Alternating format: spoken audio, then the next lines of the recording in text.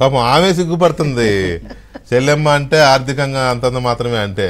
ఆమెని మీకేమనిపించింది? బుట్టమ్మ గారి ఆస్తులు ఇది మీకు తెలుసు కదా, హైదరాబాద్లో ఎంత ఉంటాయో అక్కడ కూడా ఉన్నాయి, కర్నూలు జిల్లాలో ఉన్నాయి, రాయలసీమలో ఉన్నాయి, ఆంధ్రాలో ఉన్నాయి. హైదరాబాద్లో అయితే అబ్బో మనం లెక్క పెట్టలేని ఉంటాయి. సో మరి ఆమె ఆర్థికంగా అంతంత మాత్రమే అని ఆమె గురించే చెప్పారంటే ఆయన. ఈయన రోజు చెప్పే పేదలకి పెత్తందారులకి పోరాటం అనే దానికి ఏమైనా అర్థం ఉంటుందా? అసలు బుట్టమ్మ పేదరికం గురించి కూడా చెప్పండి. వెంకటకృష్ణ గారు పెద్ద చేపకి చిన్న చేప ఆనదన్నట్టుగా పాపం లక్షల కోట్లున్నాయనకి మరి వందల వేల కోట్లున్న బుట్ట రేణుక గారు పాపం అంతంత మాత్రం అనిపించడం సహజమే కదండి. ఆయనకున్న లక్షల కోట్లతో పోలిస్తే ఈవిడకున్నటువంటి వందల వేల కోట్లు తక్కువే కదా మరి ఆయన దృష్టిలో. ఆ ఉద్దేశంతో అనుంటారు అంత. అందుకే మీరు అన్నట్టుగా ఆవిడ కూడా ఏంటో బాబాయ్ నన్ను ఇలాగ అనేసారు అని చెప్పని సిగ్గుపడుతున్నట్టుంది.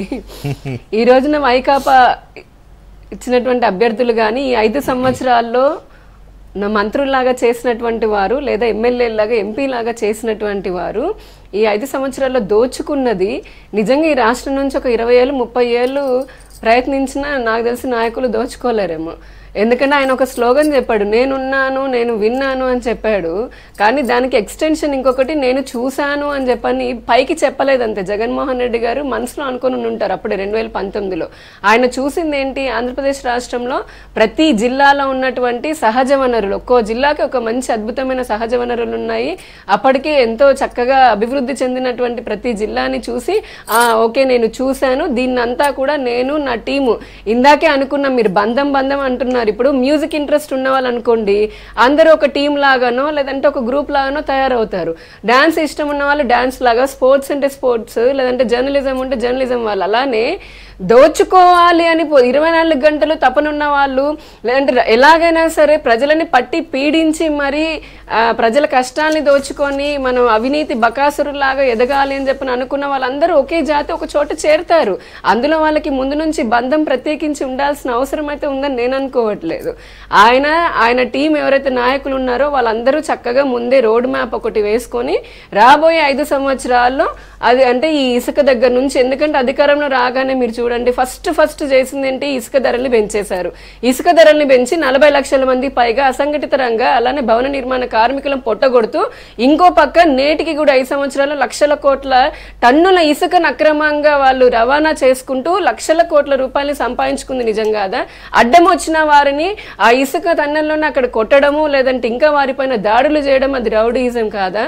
అలాగే కేంద్ర ప్రభుత్వం ఇల్లు కట్టండి అని, రోడ్లు వేయండి అని, ఆ తర్వాత స్కూళ్ళు కట్టండి అని, ఆసుపత్రులు కట్టండి అని చెప్పని, ఆఖరికి అంగన్వాడీలు ఇచ్చే పోషకాహారం ఇవ్వండి అని గుడ్లు ఇస్తుంటే దాంట్లో కూడా అవినీతి కక్కుర్తిపడి ఆఖరి టాయిలెట్లు కట్టే దాంట్లో కూడా అవినీతి చేసుకుంటూ వీళ్ళు వేల కోట్ల రూపాయలని సంపాదించుకోలేదా?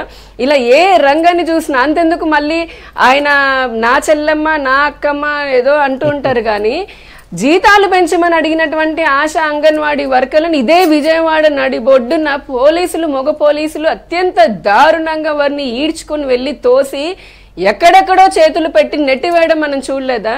అమరావతి మహిళా రైతుల పైన పోలీసు వ్యవస్థను ఉపయోగించి చేసినటువంటిది వారి నాయకులు చేసినటువంటి మనం చూడలేదా? ప్రశ్నిస్తే దళితుల పైన పెట్టిన కేసులు ఇదంతా రౌడీజం కాదా? అలాగే క్యారెక్టర్ అసాసినేషన్ రాష్ట్రపతి ద్రౌపది ముర్ము గారి దగ్గర నుంచి నిర్మలా సీతారామన్ గారు అలానే రాష్ట్రంలో ఉన్నటువంటి ఇతర పక్ష మహిళా పొలిటీషియన్స్ ఎవరైతే ఉన్నారో చాలా మంది మాతో సహా బాడీ షేమింగ్ చేసింది ఇదే వైసీపీ వాళ్ళు కాదా?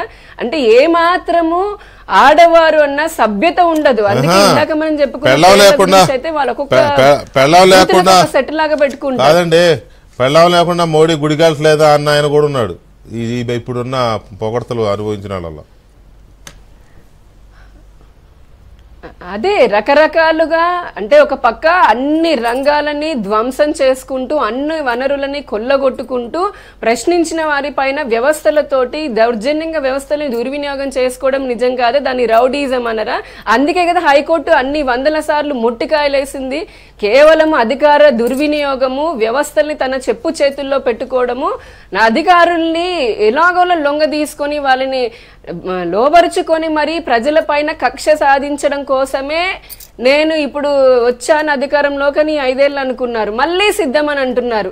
నాకైతే అర్థం కావట్లేదు, జగన్మోహన్ రెడ్డి గారు వైసీపీ పార్టీ ఇంకా ఈ రాష్ట్రంలో ఏం మిగిలిందని సిద్ధం అని అంటున్నారు. అంటే ఏం కొల్లగొట్టుకోవడానికి ఏం మిగిల్చారు మీరు? ఒక కొండ చూడండి, ఈ రోజున ఆంధ్ర రాష్ట్రంలో ముందు గూగుల్ శాటిలైట్ ఇమేజెస్ చూడండి, ఇప్పుడు చూడండి 5 ఏళ్ల తర్వాత కొండలు లేవు, అసలు కనపడట్లేదు. ఇంకొక మళ్ళీ వీళ్ళు వచ్చారంటే మొత్తం ఇలా చదునుగా అయిపోయి, మనం గూగుల్ చూస్తాం కదా, ఓ కొండలంటే ఒకప్పుడు ఆంధ్రప్రదేశ్ రాజులు పాలించారు, కోటల్లాగా ఇట్లా మిగిలాయో కొండలు కూడా అలాంటి పరిస్థితే ఉంది. అలాగే ప్రతి వనరుని తీసుకున్నారు. ఇండస్ట్రియల్ సెజ్లు 3 కారిడార్లు ఈ రాష్ట్రంలో ఉంటే ఒక్కొక్క కారిడార్లో కూడా 1,00,000 మంది యువతకు ఉపాధిని ఇవ్వడానికి అని చెప్పని Vizag to Chennai, Chennai to Bengaluru, Chennai to Hyderabad పెడితే ఆ ఉన్న కంపెనీలను కూడా తరిమి కొట్టారు కదా. మళ్ళీనేమో మేమేదో బాగు చేస్తాం, ఇప్పుడు కొత్త నినాదం అందుకున్నారు జగన్మోహన్ రెడ్డి గారు. డెవలప్మెంట్ అని అంటావు, సంక్షేమం అని ఎత్తుకుంటేనే 5 ఏళ్లలో ఆ సంక్షేమం ఏంటో కానీ రాష్ట్రం మొత్తం కొల్లగొట్టి అప్పుల పాలు చేశారు. ఇంకా డెవలప్మెంట్ అని అంటే అది ఏ స్థాయిలో ఉంటుందో, అసలు ఈ ప్రపంచ పటంలో భారత పటంలో ఆంధ్రప్రదేశ్ ఉంటుందో ఉండదో అన్న రీతిలో ప్రజలు బెంబేలెత్తిపోతున్నారు. మాకొద్దు బాబు, మేము కూడా సిద్ధంగానే ఉన్నాం మిమ్మల్ని ఇంటికి పంపించడానికని ఆల్రెడీ ప్రజలు డిసైడ్ అయిపోయి ఉన్నారు. వీళ్ళు ఎంత ఇప్పుడు బతిమీలాడుకొని గడప గడపకి వెళ్ళారు, చీగొట్టారు. మంత్రులు కానీ ఎమ్మెల్యేలకు కానీ చాలా మందికి సీట్లు ఇవ్వలేదు. ఇచ్చిన వాళ్ళని కూడా ఇటు నుంచి అటు అటు నుంచి ఇటు షఫిల్ చేస్తున్నారు. ఆల్రెడీ అక్కడ వాళ్ళు దోచుకున్నవి చాలా ఎక్కువ అయిపోయినాయి, ఇంకా కొత్తగా దోచుకోవడానికి పక్కన పోండి, జే ట్యాక్స్ విధించుకుందామని అన్ని వర్గాల వారు కూడా ఈ రోజున విసిగెత్తిపోయి ఉన్నారు. అదేమనంటే వైకాపా అనంటే ఒక పాలన కాదు గుర్తొచ్చేది, నిరంకుశత్వము, నియంతృత్వ